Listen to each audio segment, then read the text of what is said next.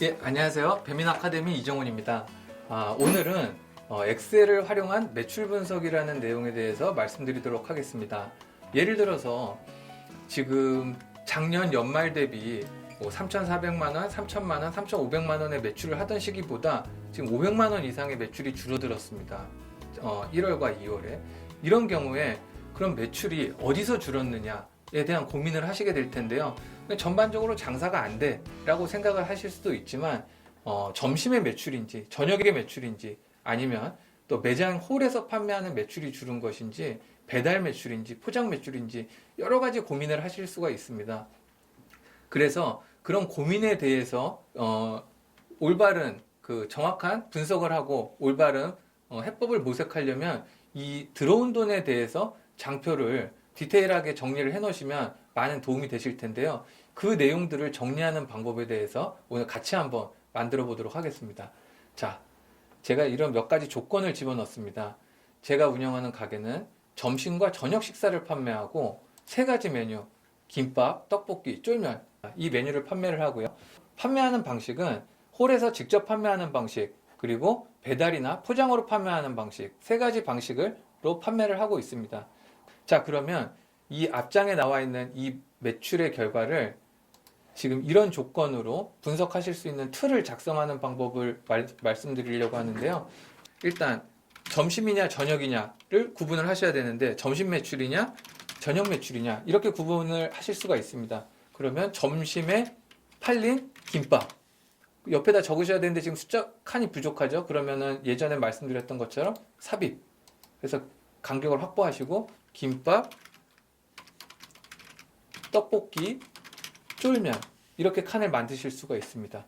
그런데 점심에 김밥을 어떻게 팔았느냐, 이 세 번째 조건, 홀에서 판매한 거냐 배달이냐 포장이냐 또 이렇게 나누실 수가 있죠. 그러면 칸을 또 더 집어넣어 보겠습니다. 두 칸을 집어넣어서 이쪽에다가는 이렇게 나눌 수가 있고요. 떡볶이도 마찬가지로 두 개를 아래로 내려야 됩니다.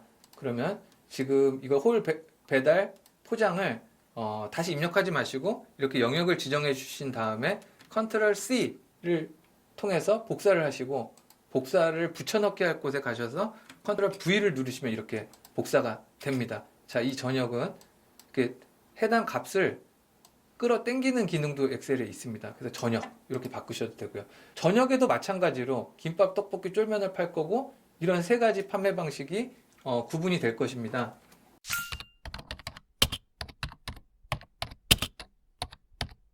자, 그럼 여기서부터 여기까지는 모두 점심 매출입니다. 여기서부터 여기까지는 저녁 매출입니다. 복사를 해주시고요. 마찬가지로 여기도 다 김밥. 한 가지 팁으로 말씀드리면 떡볶이를 누른 상태에서 그냥 그 사각형의 십자 모양이 나왔을 때는 셀의 내용을 이동을 하시는 것이고요. 복사를 해주실 때는 사각형의 그 테두리에서 밑에 있는 그 네모난 박스를 잡고서 왼쪽 클릭을 한 상태에서 끌어주셔야 됩니다. 떡볶이 3칸이니까 그냥 복사해서 한번 넣어보겠습니다. 쫄면도 마찬가지로. 자, 그러면 이 매장에서 지금 판매하고 있는 메뉴와 판매 방식을 모두 반영한 표가 됩니다. 이 위에다가 제목을 넣기 위해서 한 줄을 밑에 집어넣으면 이거는 시간에 대한 내용이고요. 이것은 메뉴에 대한 내용입니다. 그리고 이거는 판매 방식이죠. 네, 이렇게 정의를 해놓고 이제 이것을 매월 옆으로 정리를 해주셔야 되죠. 그래서 전 시간에도 말씀드렸던 것처럼 20년 1월부터 쭉 매월의 변동을 지금 우리가 기록하기 위해서 이 장표를 만드는 것이기 때문에 이렇게 1년치 우리가 판매하고 있는 모든 메뉴를 시간대와 판매 방식에 따라서 이 해당의 셀에다가 이렇게 지정을 해주시고 분석을 할 수가 있는데요.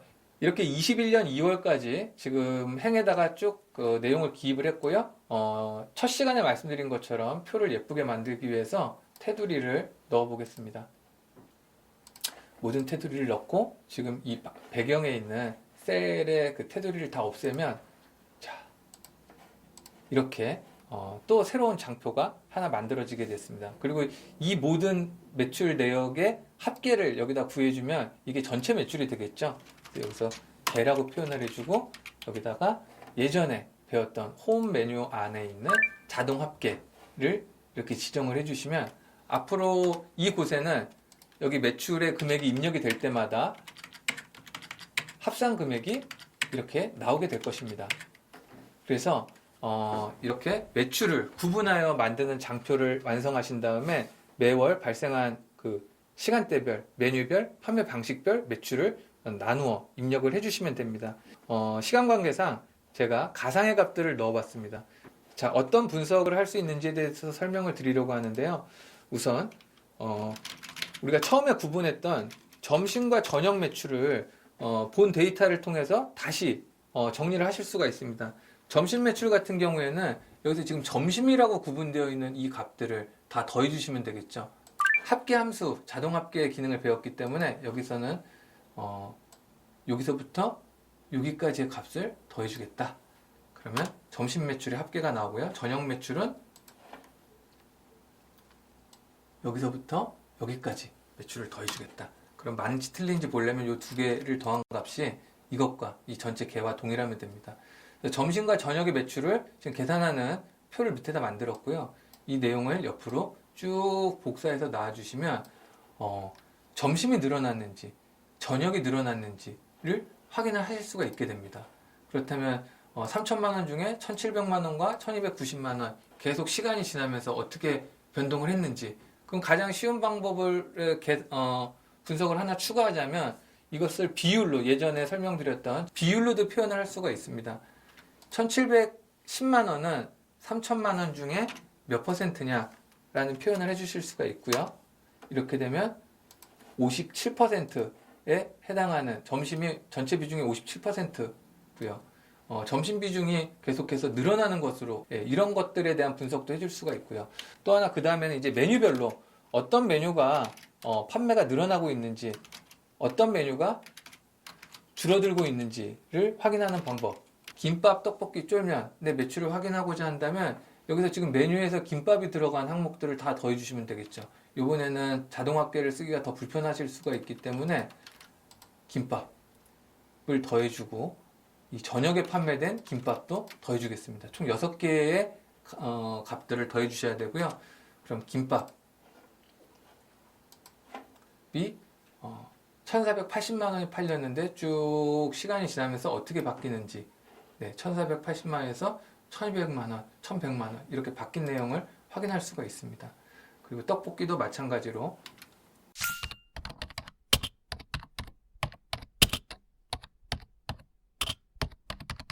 쭉 늘여놓으시면 어떤 메뉴가 판매가 늘어나고 있는지, 어떤 메뉴가 판매가 줄어들고 있는지를 확인하실 수가 있는데요.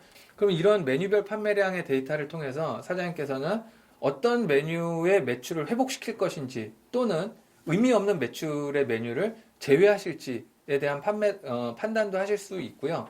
잘 팔리는 매출에 대해서 어떤 방식으로 더 많은 판매가 일어날 수 있도록 하실 것인지를 생각해 보실 수가 있습니다. 예를 들어서 떡볶이가 1,000만 원대를 판매를 하다가 최근 들어서 2,300만 원, 2,500만 원에 판매가 됐다라고 하면 이 떡볶이 메뉴 중에서는 점심의 떡볶이 메뉴가 판매 가격이 늘어난 것인지, 아니면 저녁의 떡볶이 메뉴가 늘어난 것인지, 아니면 뭐 홀 판매가 늘어난 것인지, 배달 판매가 늘어난 것인지, 이 중에서도 떡볶이라는 항목을 새로 만들어서 떡볶이 항목 중에서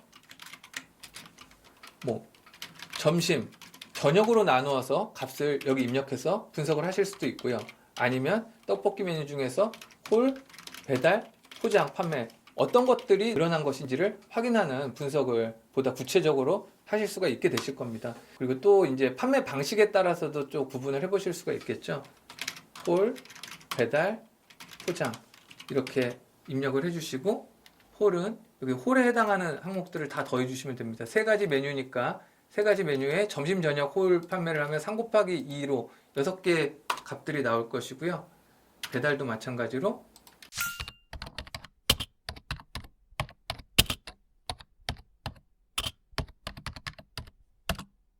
이렇게 홀 배달 포장 중에 어떠한 매출이 늘어나는지도 확인을 하실 수가 있게 됩니다. 그래서 필요한 내용에 따라서 이거보다 지금 이건 점심 저녁 김밥 떡볶이 쫄면 홀 배달 포장 이렇게 나눴지만 떡볶이 하나에서도 홀 배달 포장이 어떻게 바뀌었는지도 이 장표의 모든 값들이 지금 다 정리가 되어 있는 내용이기 때문에 엑셀 시트를 통해서 분석을 하실 수가 있습니다. 여기서 중요한 부분 하나를 말씀드리겠습니다.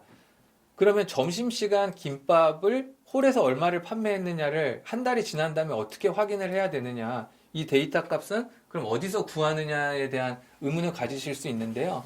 보통 사장님 포스에 보시면 메뉴를 김밥, 떡볶이, 쫄면 세 가지로만 나눠 놓으셨을 겁니다. 그런데 지금 제가 이렇게 나눠 놓은 것처럼 메뉴를 세 가지 메뉴로 하지 마시고 27가지의 메뉴로 구성을 해 놓으시면 됩니다.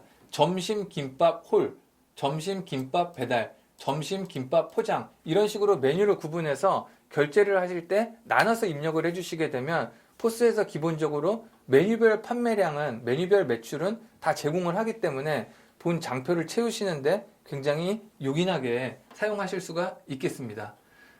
자, 오늘은 매출을 보다 구체적으로 분석하기 위해서 매출 장표를 별도로 만들어서 사장님이 판매하시는 시간대와 또 메뉴의 종류 그리고 판매 방식에 따라서 매출을 나눠서 우리가 어떤 정보를 어떻게 살펴볼 것인가에 대해서 말씀을 드렸습니다. 보여드린 장표가 숫자가 굉장히 많이 들어가 있기 때문에 복잡하게 보이실 수 있는데요. 이렇게 꾸준히 정리를 해 놓으시다 보면 필요할 때 필요한 정보를 확인하실 수가 있습니다. 그것들을 활용하는 연습을 하시다 보면 사장님의 가게의 매출 분석이 보다 정교화되지 않을까 그렇게 생각을 합니다. 네, 오늘의 강의는 여기까지 마치겠습니다. 고생하셨습니다.